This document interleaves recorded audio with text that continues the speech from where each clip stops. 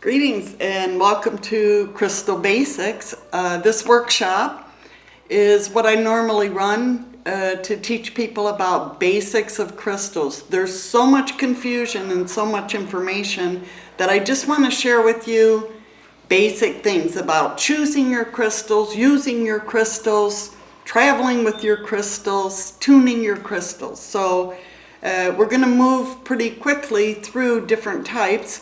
And please, if you would pause the video for a moment and gather your own crystals, the crystals around your house or crystals that you use.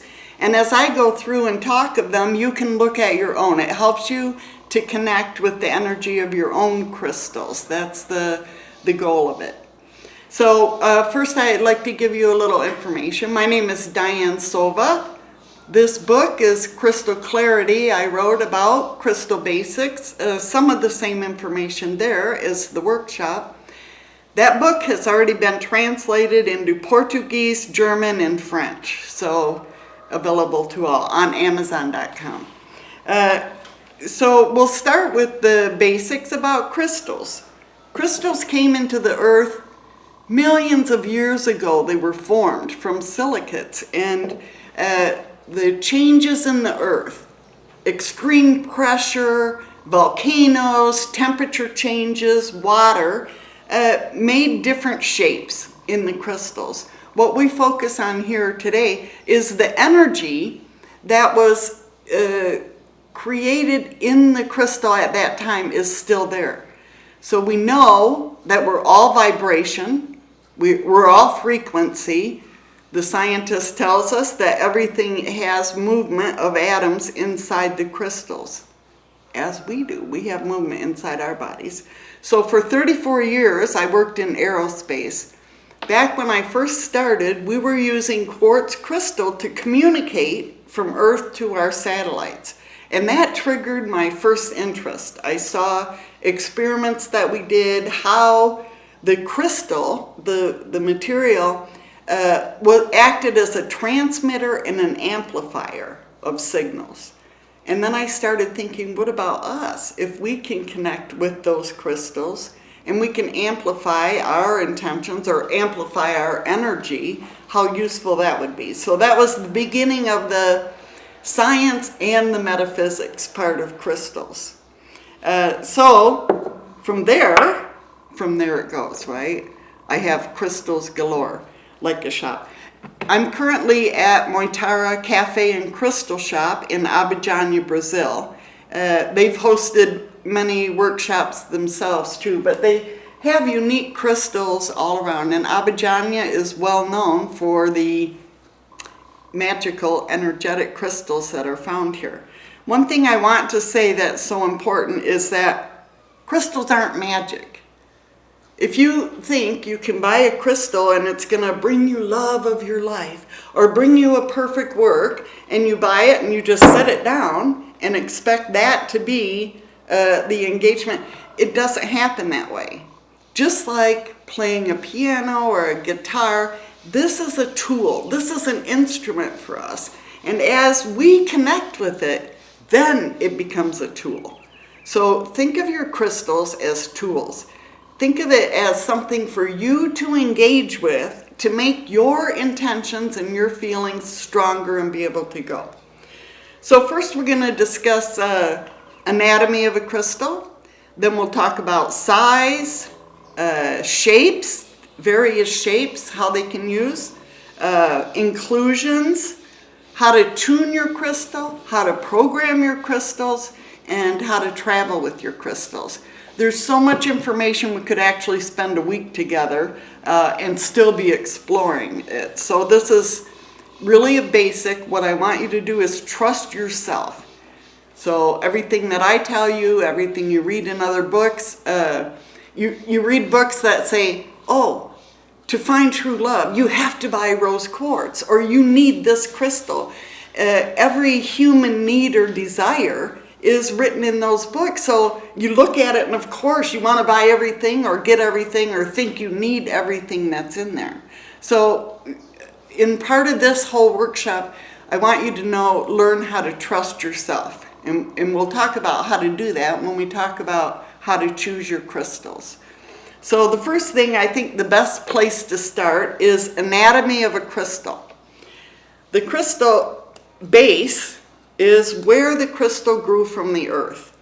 This is a raw crystal, and you can see at the bottom edge isn't smooth, but that's where it grew from the earth, and that's where energy goes into the crystal. With a cut crystal like this, it still has the base. So energy is moving this way through a crystal. The base here, and then up the sides, I'm going to show you both raw and cut, but these are called sides, and that forms the structure of the crystal. Even in natural form, the crystals have sides. So the sides lead to faces. So this is the face of the crystal. And usually the biggest face is an indicator of what the property of the crystal can be for you. So face, face, face, face, and point. The point is where energy is coming from. So if you're sending an intention through a crystal, the point is where the energy is leaving it. So we want to remember those points, because working with crystals can involve color therapies, it can involve sacred geometry, numerology. There's so many things combined. So I'll repeat that information in just a moment. But first I want to talk about raw or cut. In my early days of working with crystals, I was purist. I thought only a raw crystal from the earth, that's the strongest, that's the purest energy, that's what I'll work with. But in my travels around the world, I discovered that there are master crystal cutters, like David, Michelangelo. Michelangelo, when he was carving from marble, he would remove the excess. He would release the image that was in the marble for us to enjoy as art. A true crystal cutter craftsman, I'm not sure what they call themselves legally, but they can trim away.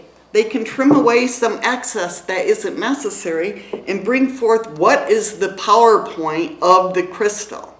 This is exceptional. And I've had more experiences, powerful experiences, working with cut crystals now than I ever imagined. So cut or raw, it's going to be up to you. Some things, some formations, which I'm going to talk about in a second, but only appear on raw crystals. So they might say rough or raw, but raw crystals. So let's talk size. Sometimes bigger size makes a difference, right? Sometimes. A bigger crystal, like at the Casa de Dominacio, the place where John of God the Healer does his work, there are crystals as big as you are. They're huge. And those crystals contain energy, they're transmuting energy, they're working energy through there. But he needs that when he's an entity, when he is a medium, working as medium.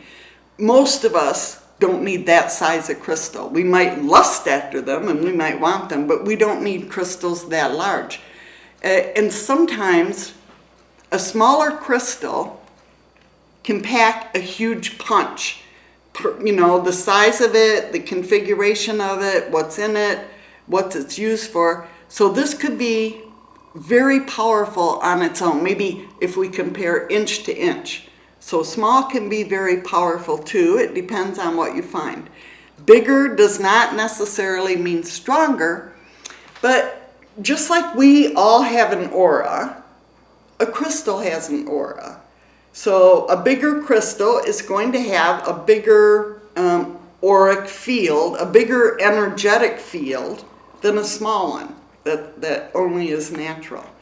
So depending on what you want to use it for. If I'm going to use it in a center, a healing center or something, bigger might be better, because then it can be moving the energy around too. If I'm using it for a meditation, I want a size that will fit my hand perfectly.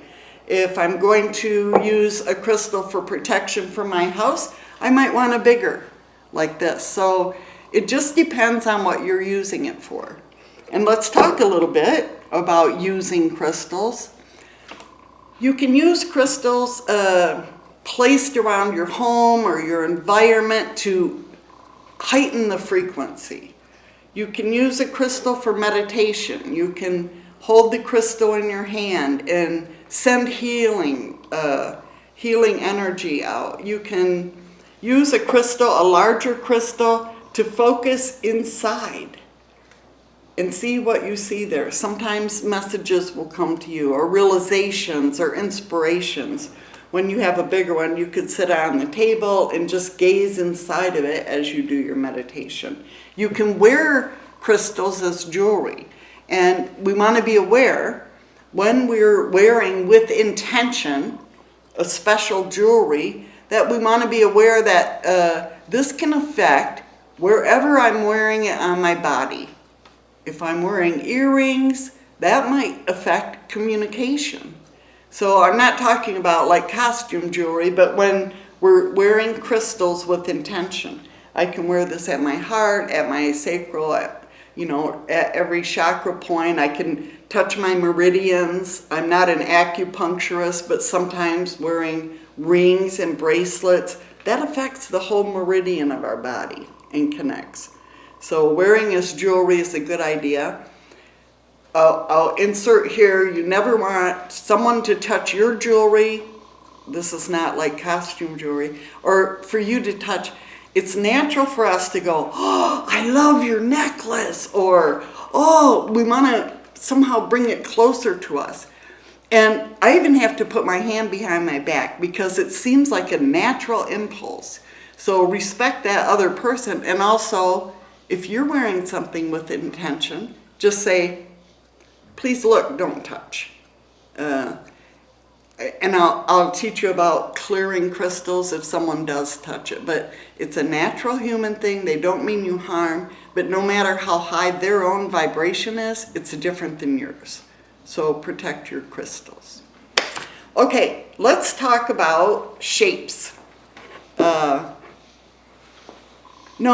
First let's talk about numbers and around the faces. So we're back to a little bit of anatomy, but the largest face on a crystal is indicative of the most prominent feature of that crystal. You can use any face to focus in. And I want to talk about numbers, sacred numbers and what they mean.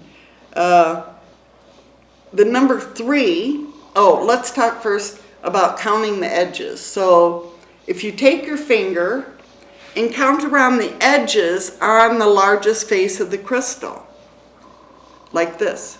1, 2, 3, 4, 5, 6, 7. So this one has 7 edges around the face. The edge is where the side meets the face. These are all edges. So that was 1. And I hope you're holding your own crystal. Usually it's best to use your finger and actually count like this, because we tend to look at it and then we don't remember if we counted 1 or not. 1, 2, 3, 4, 5, 6, 7. So I hope you get that. It's fairly important. You're not counting the faces. You're not counting the sides. For this part, we're counting the edges. So what does that mean? Again, we bring in numerology, what numbers mean, what it means when the edges are a certain number around the face of a crystal. So, of course, you can't have one with 2. That makes a line. But 3. So 3 edges. Let's see if I have one here. It's a very small face, but 1, 2, 3. If you see that, it forms a triangle. In all cultures, for eons, 3 is a sacred number. Father, Son, Holy Spirit, Maiden, Mother, Crone, male, female, offspring. It's the symbol to the divine. It's a window into our own divinity, into equal, into balance, male, female, balance. And in many cultures, this is used for prayer, used for divining. So when you have a window, a face with 3 edges like this, you can use this to assist you in accessing divinity. See, here's a bigger face, 1, 2, 3, and it can help you to access your own higher divine. You can put your prayers and desires into this triangle shape to be more effective. So that's 3. 4, I just happen to have on this crystal also. 1, 2, 3, 4. And when you have a face with 4 edges in a crystal, it's called a window crystal. And these are window into our higher self, into our soul, into our purpose in life. When you meditate and focus on a face that has 4 edges, that is said to be the window into your soul. If the largest face is here, if you have a 4-edged face next to the larger face leaning to the right, that is said to give you information about future, information about your future life, into your soul's purpose, more information, insights. I'll say insights instead of information. If it's on the left of the biggest face, leaning to the left, that is said to access past life. You say, why am I here now? Why is this happening to me? So the left-leaning window can allow for insights into past lives and what's leading to this now. So that's windows. 5, did I do 1, 2, 3, 4, 5? So let's, you have to use your own crystal, but 1, 2, 3, 4, 5. So 5 edges around a window is called an Isis crystal. And this is for when you focus in for the feminine energy. Maybe you didn't feel loved when you were a baby. Maybe you want to develop your nurturing. Maybe you're having a child yourself. But both giving and receiving that nurturing, creative, feminine energy. It doesn't mean it's only for men or women. It doesn't mean that at all. This is the qualities of that feminine energy. We all have both. Some need it more than others. So this is a wonderful way to access that feminine energy. Think nurturing, think creativity. Let's move to 6. So 6 sides, I'm so sorry. 6 edges around the face of a crystal is a transmitter. Now all crystals have transmitting abilities. The number 6, however, is a sacred number for communication, for transmitting. So if I wanted to send a healing energy to someone that I love, then I could use a crystal with 6 and put my hands on that. So I'm sending through the base of the crystal like this, and through the top. So I'm focusing, putting my energy in the 6-edged face and pushing forward. There is a shape that has 6 equal. So each face is equal on all sides. I'm sorry I don't have an example to show you here, but the faces are the same size and there's 6. And those are called generator crystals. Those, you can put your desires, your affirmations under the crystal and let it sit there. And that actually will transmute energy. It has to do with the numbers and the angles, but it's a generator. So it is generating energy through. A lot of holy places or sacred or metaphysical, but you'll see generators around because that is actually converting energy and changing it, generating positive energy for you. So that's 6. You have a 6-edged face, which is a transmitter. 6 faces around is a generator. I know it's a little confusing. So next number is 7. 7 edges. 1, 2, 3, 4, 5, 6, 7. I just happen to have here. 7 is the number for channeling. So what this means is not, you don't channel for your friend. I don't go, here, let me get some information about you. Here, I can tell you anything you want to know because I'm channeling. The channeling crystals are for you when you're using your tool to communicate with your higher beings, with your guides, your angels, your entities, your loved ones. This is for your soul communication if you want to send and receive messages from them. 7 is very, very unusual to find in the raw form. So in raw you will very rarely find 7, but sometimes. Mostly you'll find it on a cut crystal like this. This can be a very powerful tool for you to use in your meditations. I use it, I'm a writer, so I use it next to my writing because I want that information to continue flowing through. So that's the number 7. Now, even more unusual is 8.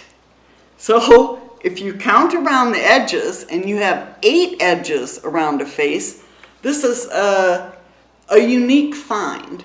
And 8 is a grounding stone. How many of you, we have a hard time keeping our checkbooks, keeping our money, fixing breakfast, dressing up, going to, but you understand, living in the everyday world can sometimes be difficult. When you're higher spiritually and your energy, your vibration is higher, it can be difficult to focus on the everyday things. So those grounding crystals, when you find them, 8 edges around the face, are perfect for making you focus, helping you to balance that energy with between the heavens and the earth.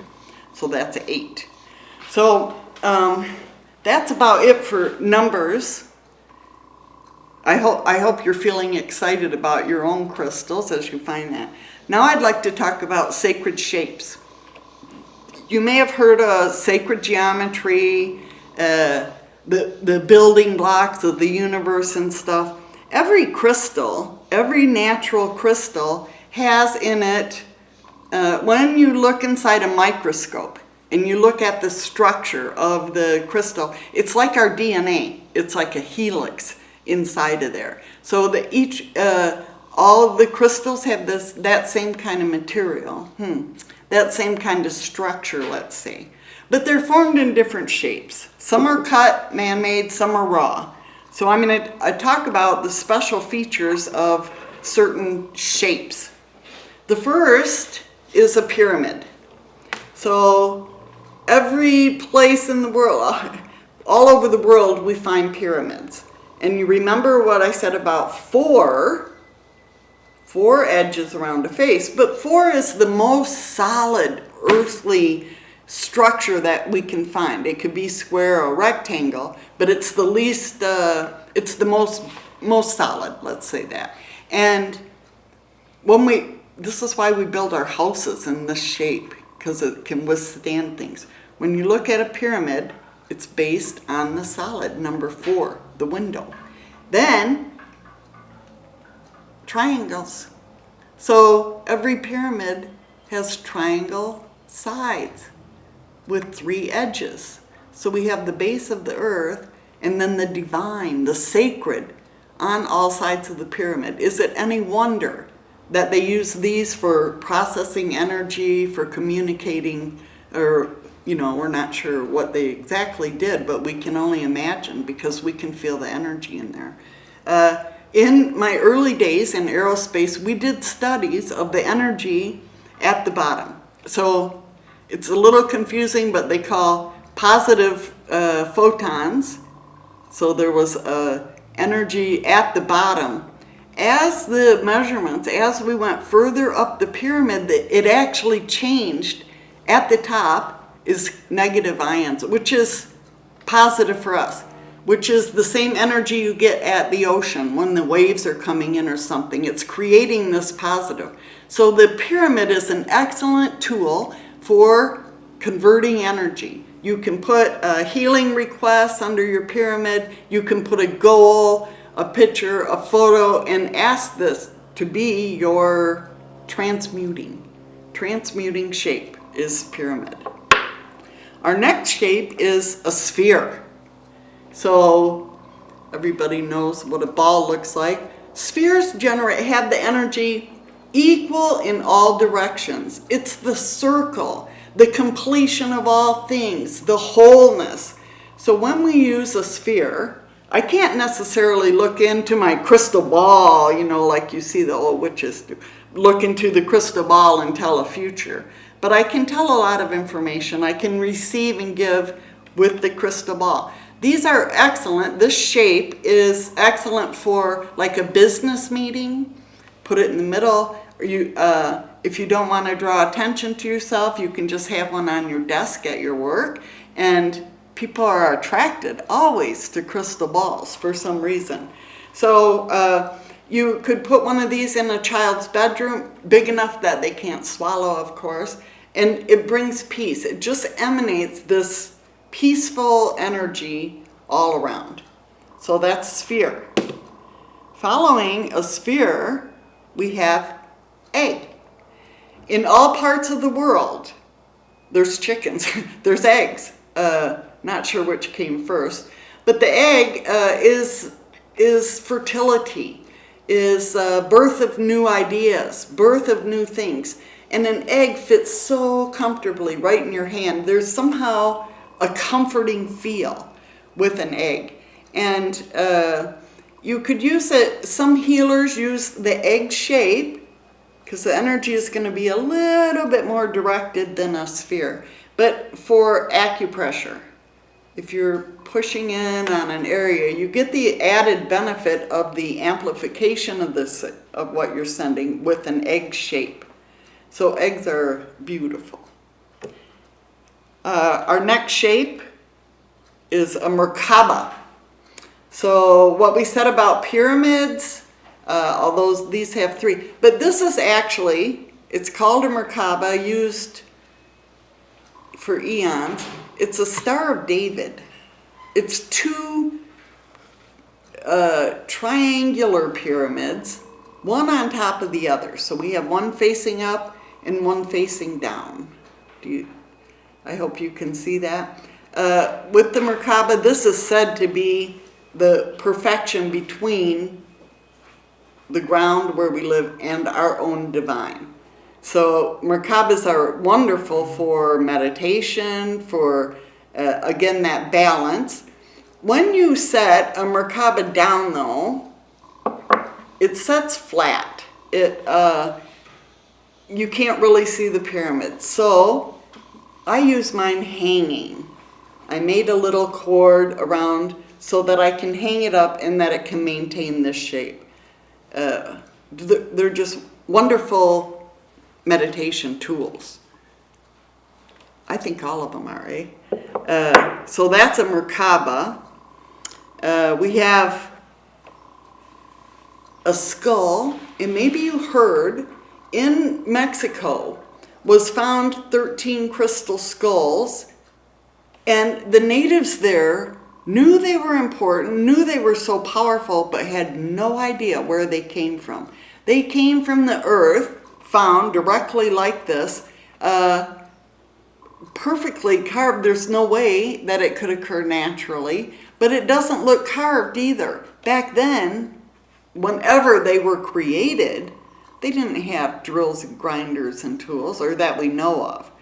So it's said with the crystal skulls that they see and retain everything throughout lifetimes, throughout knowledge. So if you want to access the information in a crystal skull, this could be about your many past lives.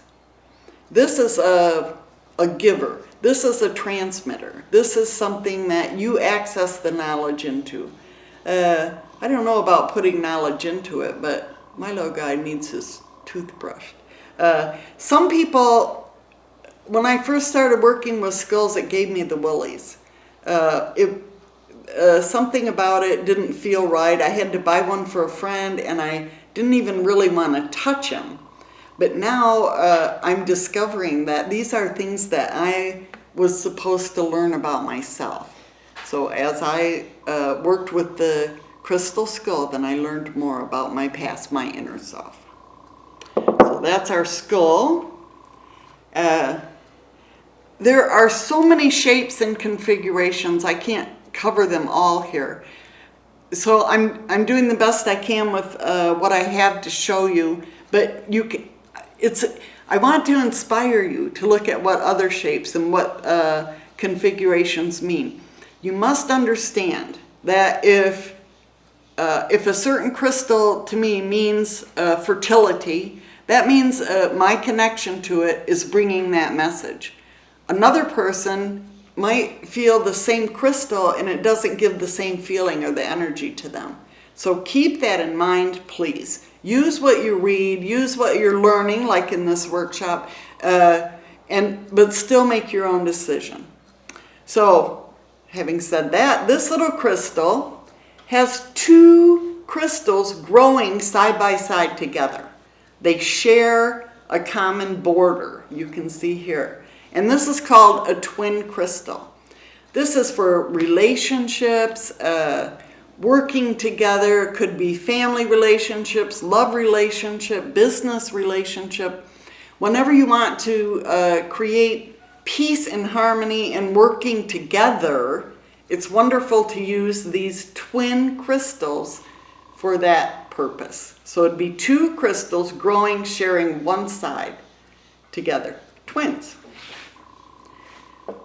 Another shape is a double terminated crystal.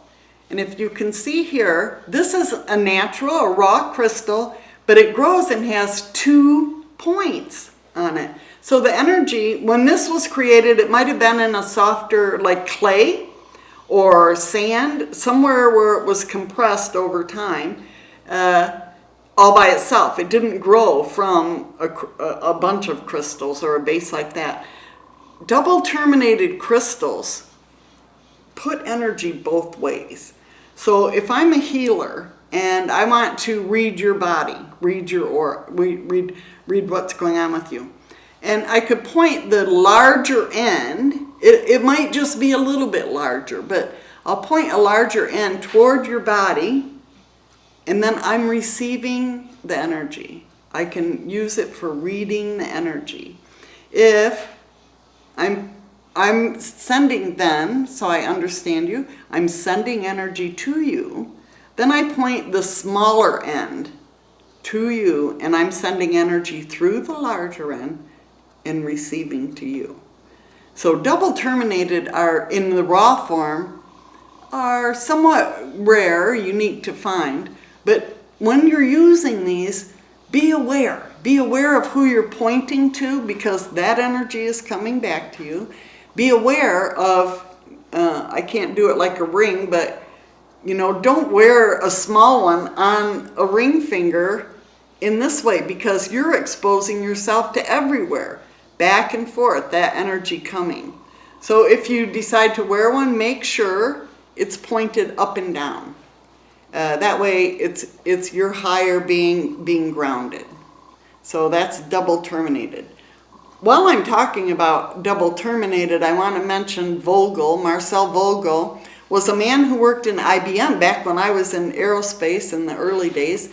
And he did experiments with sending energy through a point of a crystal and measuring the specific angles that energy is forming as it moves through the crystal. So he got it down, refined, and did testing to very specific angles to send the energy through. So it's winding, increasing. By the time it comes out the other end, it's a laser. You've seen laser lights. So if you're using a Vogel, they're uncommon, but very expensive because of the preciseness. You'll see knockoffs everywhere. That, you know, they're not the precise angles, or they use different ones than his formulas, and they're much less expensive, but people will tell you it's Vogel. Just be aware. Be aware of that. The Vogel crystal is for special use. It's for people who are very attuned and know how to use them. It's not something that you want to just sit up on your shelf, not to be taken lightly. So that's a double terminated crystal. I want to talk about some shapes. Round, a rounded. If you can see this, this is just a tumbled crystal. And sometimes these are a way to introduce someone to crystal energy. If I have a triple born-again sister who, if I say crystals, thinks an alarm, and it becomes defensive and a little fearful. So, but I can give her a crystal heart. A heart is universal. So it's a shape that I can give and just say, you know, because I love you. And the energy, the frequency, the vibration of the crystal itself is affecting her, but not in a negative way, not something where she'll set up a resistance. So these little tumbled stones are excellent, again, for someone who doesn't know about crystals. You can put it in your pocket and tell them it's a worry stone. So if they're feeling unsure about something, they can just have it in their pocket and rub their fingers on it.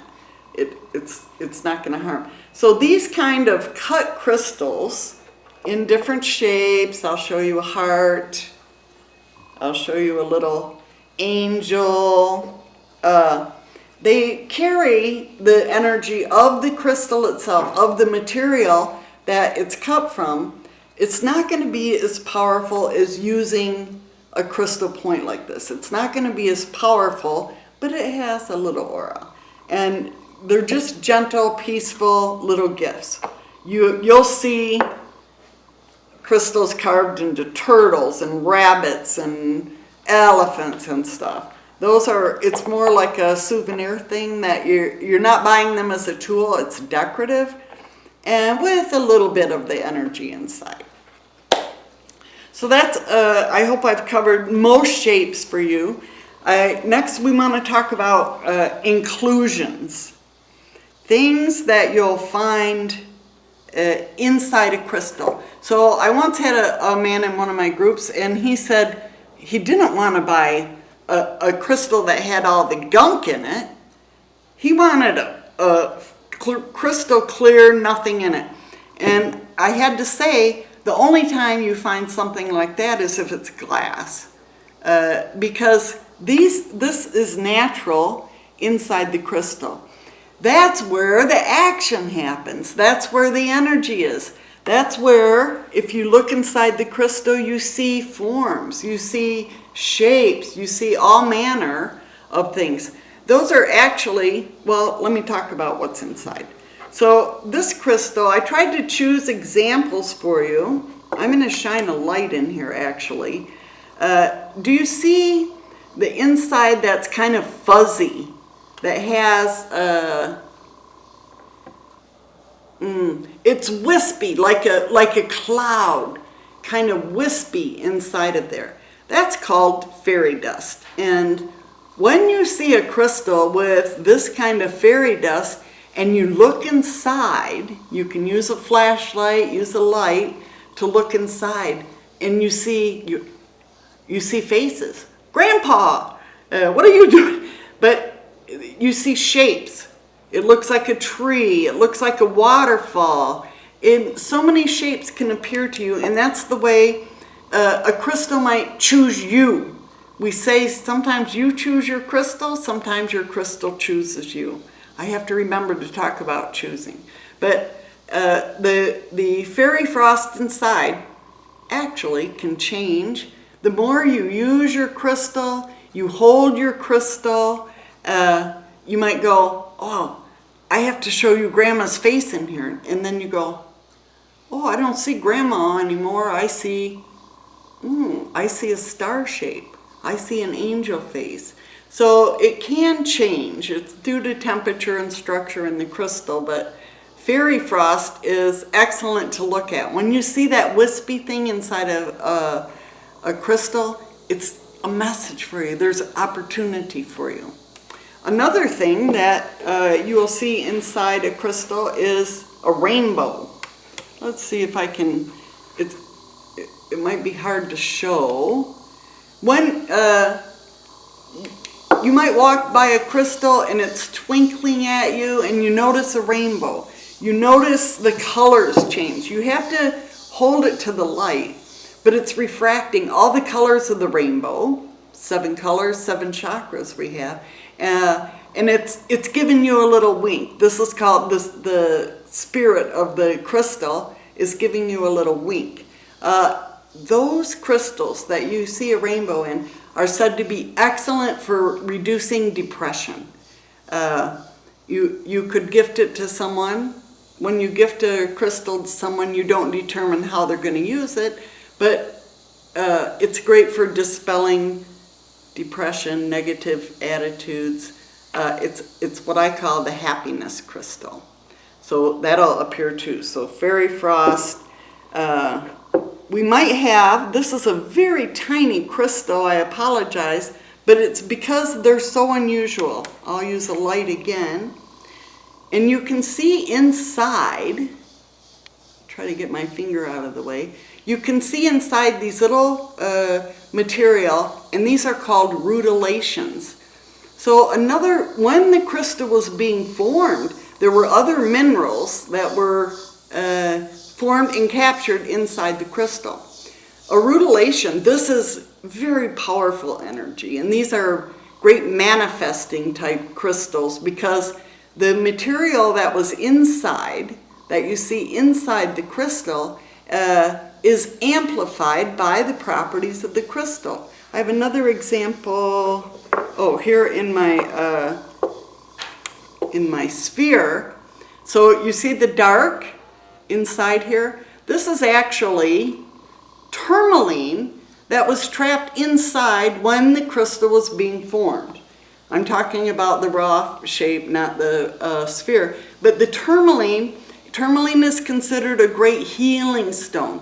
Tourmaline can actually absorb negative energy. So the tourmaline here they use for absorbing the negative and sending out. When you find tourmaline inside of quartz crystal, it's a valuable tool to put in your tool chest. A couple more. This crystal I'm showing you now, I want you to notice the crack, the difference in material in how the crystal was formed. So something happened when this crystal was growing that stopped it. It broke. It could have been an earthquake, it could have been a flood, it could have been some guy with a hammer, whatever. I'm sure guys with hammers weren't around when the crystal was being formed. But something of force happened. The crystal continued growing. And it grew past what that crack, what that damage, what that hurt was. We've all been broken at some point in our life. And the self-healed crystal is a valuable tool. Self-healed is what this is called. Is a valuable tool for us people that were traumatized to be able to grow past it and grow through that, to recognize that there's still beauty, that there's so much beauty afterwards. So you can tell a self-healed crystal by the difference in the material. One part will look cloudy, more dense, and the other part more clear. It's when you see one, it'll be very obvious to you. So that's a self-healed crystal. Now, I have one more. Oh, wait, I have to show you this one. Inside a crystal, sometimes you can see a phantom, it's called. See if I can show you this. And a phantom was when the crystal was growing, but it stopped for some reason, and minerals or materials fell on the head, the face of the crystal, and then the crystal continued growing. The material continued to capture that. It looks like a ghost inside the crystal, and these are called phantom crystals. These are the most valuable for working through past lives, for, I would say again, if you're working through an early childhood trauma or something, but it shows the levels of your life, where you were, how you've healed, where you went beyond that. So these are called phantoms. You'll see them in, different colors of minerals. You'll see them, this one almost has a pyramid inside, if you can see that. But just imagine when you're looking at one and you see a ghostly image, the exact, the same shape as the outside of the crystal, but you're seeing it inside. Those are so unique and so wonderful to find and work with. So those are called phantom crystals. And then I'm going to talk about one more shape. It's a little harder to show you. You've heard about Lemurian crystal. You've heard about Lemuria Atlantean times that were, prehistoric, but they were very advanced societies. They used crystals. They used their intuition, moving things and stuff. So Lemurian crystals, true Lemurian crystals, were from that time, and it is said that the Lemurians and Atlanteans put their knowledge inside the crystals. They knew their world was being destroyed, so they put the knowledge inside the crystals, like a little library, accessing. So how you can tell? You can tell a Lemurian by, on the sides of the crystals, it looks like hieroglyphic writing. You see shapes or symbols. This is not a hieroglyphic, it's my sticker. But somehow you see shapes and symbols. One indicator on a Lemurian crystal, and I'm pretty sure we can't capture this for you on film, but I'm positive we can't. But a little triangle will appear on the face of the crystal. You can't look inside the crystal to see it.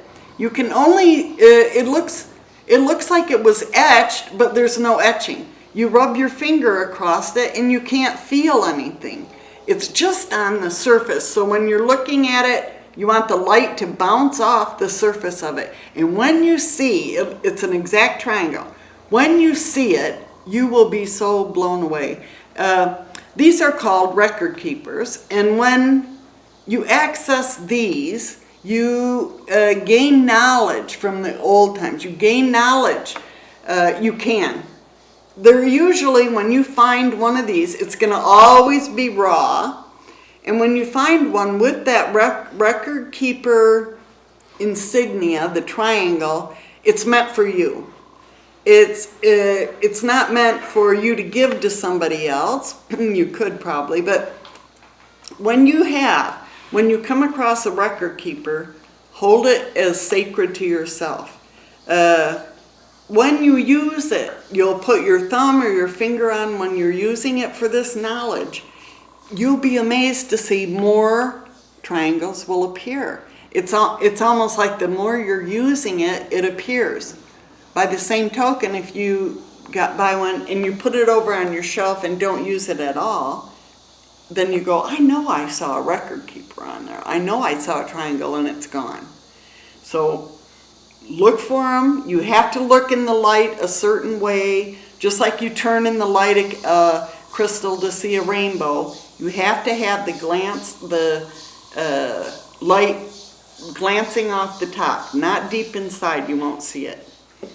I do want to talk about clusters. So a cluster can be large like this. If you see on the side, they look in the ground. This is quite heavy, but they look just plain. You can't even see any magical colors or anything. But when they come from the ground and they're opened, and you see the cluster. So we were talking about how energy works through the points of the crystal. A cluster has many points inside. A cluster, a geode, the uncut is called a geode, the cut part is called a cluster. The energy isn't diminished, it's focused inside. So you have all this energy focused. When you have a cut piece, sorry I didn't have one, but when it's a cut, it can be a small cluster, which is a piece of a geode with all these points going in many which ways. These are wonderful for clearing energy, for like you would put it in the entrance of your home or in your office, because it's deflecting, it's sending out positives. You can even tune your crystal somewhat by putting a crystal inside. So you put another crystal on a cluster or inside a geode like this. Beautiful. These are so wonderful to have around your home. I want to talk a little bit about choosing crystals. I mentioned it at the beginning, but when you're going to choose a crystal, let's say I have a specific intent. I really want a crystal for healing my headaches, or I really want a crystal to bring me love and luck. So I focus on what that intention is, one at a time. I don't go, oh, I have to buy one for Uncle George, the guy that watched my cat, my ex-husband, my cousin. If I go shopping for a crystal with all these different requests and intentions, the universe has a hard time focusing. Like, what should I give her? What should I give her? If you hold a thought specifically in your mind for a purpose, you want a crystal, somehow that crystal will appear to you. When you go into a shop and they have hundreds of crystals around, it's very hard to pick anyway because of all the energy. You can hold your hand. Just say, let's say I'm focusing on, traveling to Brazil. I want to take a trip. I want to be able to travel. But I'm holding my hand and I'm feeling the energy of each crystal. I just do it for a moment. So some people will experience a sudden warmth in the palm of their hand, or it might be, all tingly, or it might be nothing. But you will feel a difference. And when it comes to you, and hold it in your hand for a few minutes, and with that focus on what your intention is, and it will almost become glued to your hand. It can become very hot. Understand that every crystal is different, just as every person is different. So I'm holding this crystal, I'm feeling like it's the right thing, but then I go, hey Susie, should I buy this? And ask your friend. Your friend is not going to experience the crystal the same as you do. Your friend might go, I don't know, but that affects your interaction with it. So when you feel it, you can take it out in the sun. Look at it in the light. See what comes to you. If it feels like it belongs, fine, go home with it. If it doesn't, choose another one. Go on until you feel that same energy. So if I want to purchase a crystal for someone else, let's say, my daughter and my ex-husband and my boss and neighbor Joe and stuff. If you focus on one person at a time, let's say your daughter needs healing.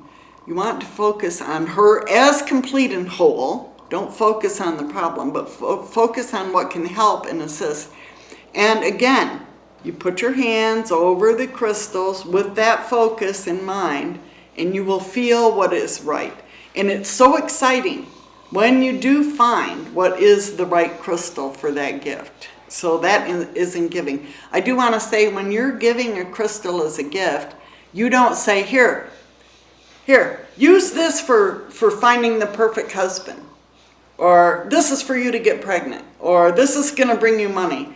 Because if we put our own energy into that crystal, then it affects it. So you want the person to be able to use it on their own. We bought it with that intention, but then we release it to however the person is going to use it. That's important too. And I just want to say a little bit about programming your crystals, and then we'll talk about tuning crystals and then about traveling with them. So let's say for programming, now I had an intention when I bought the crystal, and I decide I want to use this crystal for healing of my cousin Joe. I hold the crystal and focus, and I actually want to use my own breath. I want to breathe into the crystal what my intention is. Heal Joe. Take a deep breath, focus, and breathe it in. Healing. I dedicate this crystal to the healing of my cousin Joe. So then that crystal becomes, and say it 3 times, 3 is the sacred number. That crystal is then dedicated for that purpose. I dedicate this crystal to helping me find perfect employment. Dedicate it. Breathe it into there 3 times, holding your crystal. Then, let's say Joe is healed. I got a perfect job. Okay, now I want to purchase a perfect house. I take the crystal again. I retune it. I'm going to show you how to do that in a moment. But then I rededicate my crystal to what the new purpose is. I dedicate this crystal to finding the perfect home for me. I dedicate for bringing the blessing of the new home, and say it 3 times. So the crystals are programmable. It's you using them as a tool and following that perfectly. So that's programming. Now let's talk about tuning. You've probably heard, if you've had any experience with crystals before, oh, you have to cleanse them, you have to charge them, you have to redo that, you have to soak them in the sun, whatever. So there are many ways, and I do go into detail in the book about many ways to cleanse or charge. But I want to think of it, and I'd like you to think of it as tuning your crystal. Through all of those processes, what we're doing is bringing the crystal back to its original vibration, original frequency. And there's ways we do that. But think of it, everything is moving inside the crystal, little atoms, little protons. So what we want to do is like shake it up. We want to move the inside of the crystal a little bit. We won't see it. We won't be aware of it.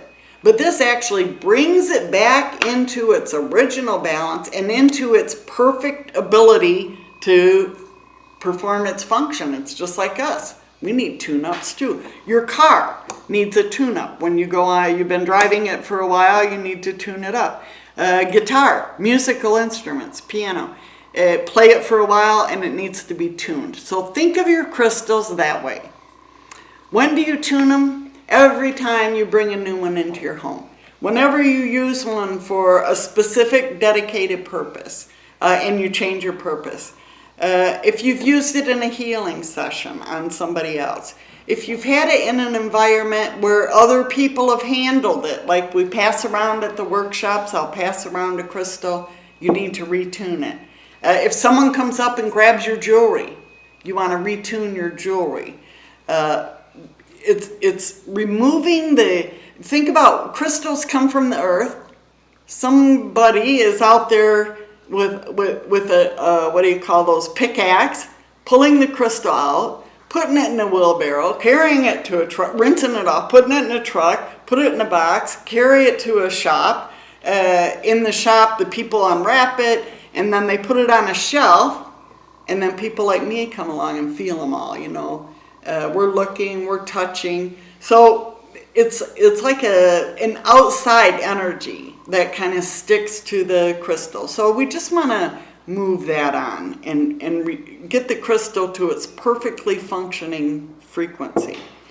So how do we do that? you can use, again, remember we want to create movement. So you hear about sun. You can put your crystal in the sun, but only put it in the sun till it gets warm. In some climates, the sun is so hot, it can actually, the cells, the atoms inside your crystal can expand and it could crack it. Colored crystals, I don't use many, but here's a colored crystal. Rose quartz, amethyst, any crystal with color in it, you don't want to put in the sun. It's going to actually change the physical properties, change the color of the crystal inside as it is. It only needs to be, it used to be in the old days, they would tell you, leave it out for 24 hours. And I have to say, it only needs to be warmed. It only needs to be heated a little bit. So if then you go out and you feel your crystal and it feels hot, bring it in. Don't bring it in and put cold water on it, because again, you're going to fracture or something with it. So in the sun, only as far as it can get warm. If you go to the moon, If you use the moon, we're all affected in our bodies by moonlight.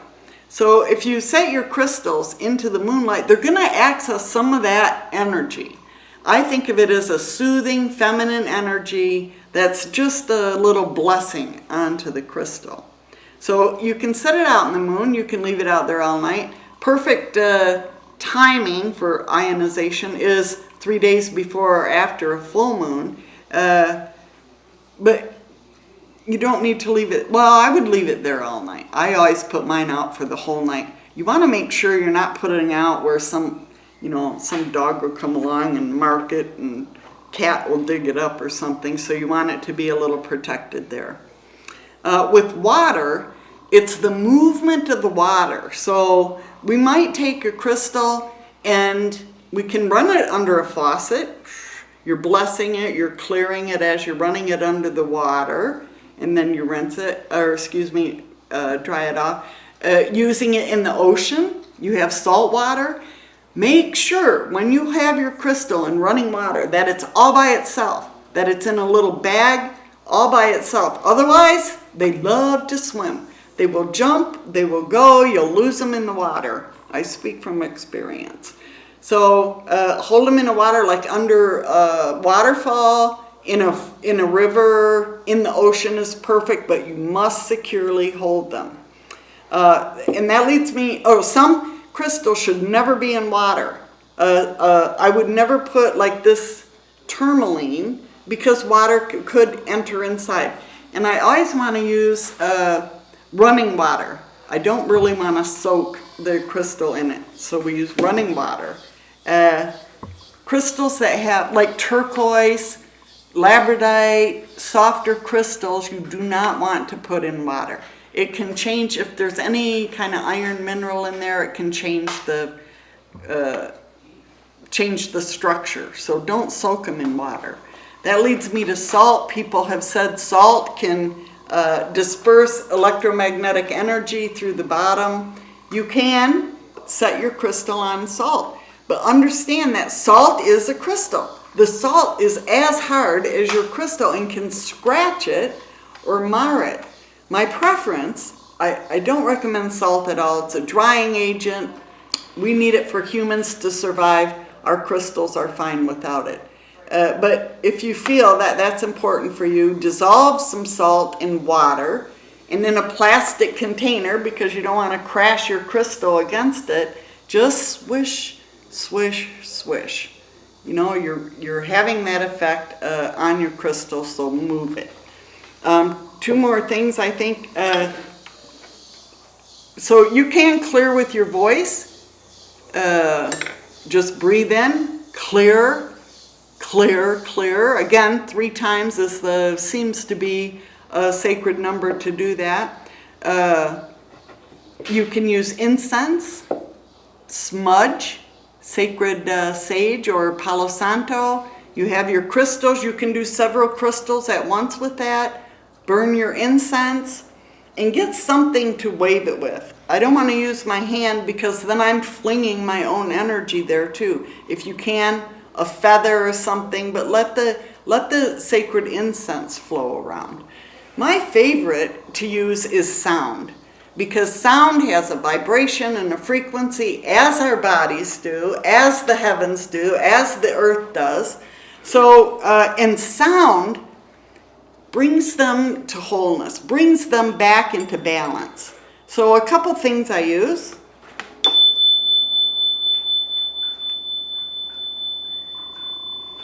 When I'm using this type of instrument,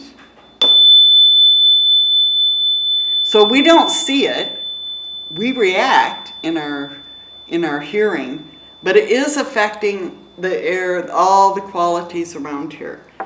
I've had some tuning forks made that are actually to 432 megahertz.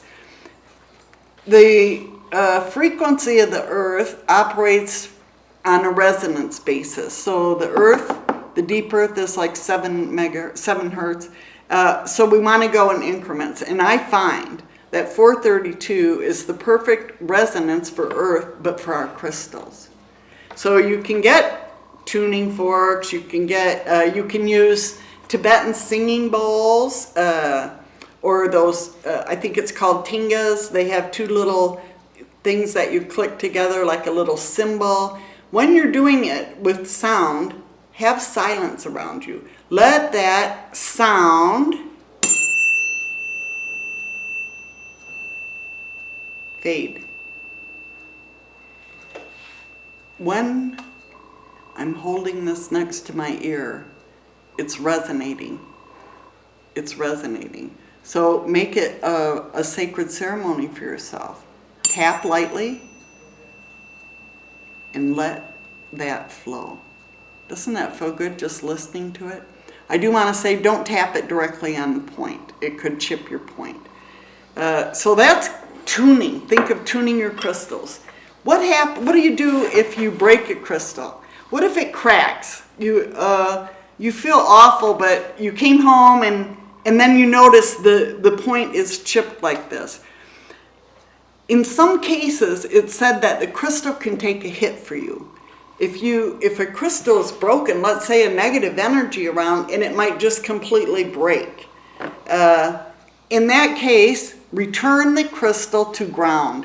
Return it into the earth, bury it, put it in a running stream or a body of water, and let it go. Let that energy go and be cleared.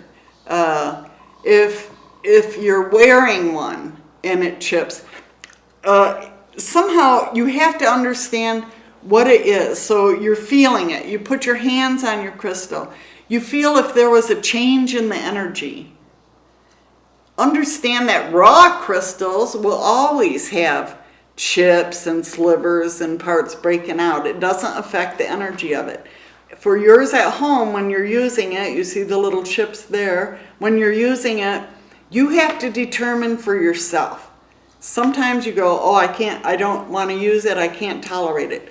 Do not give it to another person. Only, don't throw it in the trash. Only put it back in the earth in a safe place, just bury it, or put it into a running water and release it.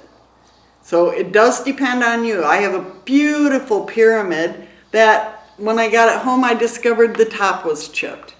And I had to decide, is this usable or not? And yes, it is. Very usable.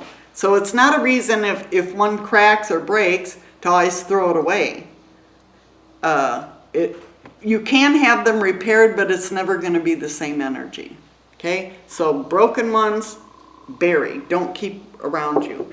And I want to talk about one more thing, is traveling with your crystals. Everywhere I go, I travel all around the world. When I go to a place, I have to transport my crystals home. So a couple things I use. One is, we're supposed to drink a lot of water, right? So what happens when you drink a lot of water? You use toilet paper. So this is a good reuse for a toilet paper roll. You can cut it right up the side and make it a little hat, just like this. And then you can put that over the top of your crystal, so you're always protecting the point. We want to protect the point. They can make bigger or smaller hats, but this provides something that it can't penetrate to crack it. Another way, well, so I use them for everything. I put small ones inside and make a little container to keep it in, but it's lightweight and it protects the crystal. Also, I found these are little baby socks. So my last name Sova means owl. I found these very inexpensive, but they're beautiful. They're stretchy, and I can put my crystal inside. It's not going to hit up against another crystal. Sometimes I even put a piece of cotton or a little piece of cardboard inside to protect the point. But this is, they don't scratch each other, they don't run together. Different owls mean different things, but they're not expensive, and you could buy them at a thrift store or something. I even use old socks of my own, and then I can put a cardboard around. This is for a bigger crystal, and close that around. So when you think of packing, think of using your clothing, using soft. You want soft but protective around each one of your crystals. This is, I can't tell you the importance, because you find a beautiful crystal and you get it home and it's cracked. I can't think, well, I probably can think of a million more things to you, to say to you. But right now that gives you a basic. I want to encourage you, you can purchase the books through Amazon. They give a little more detail.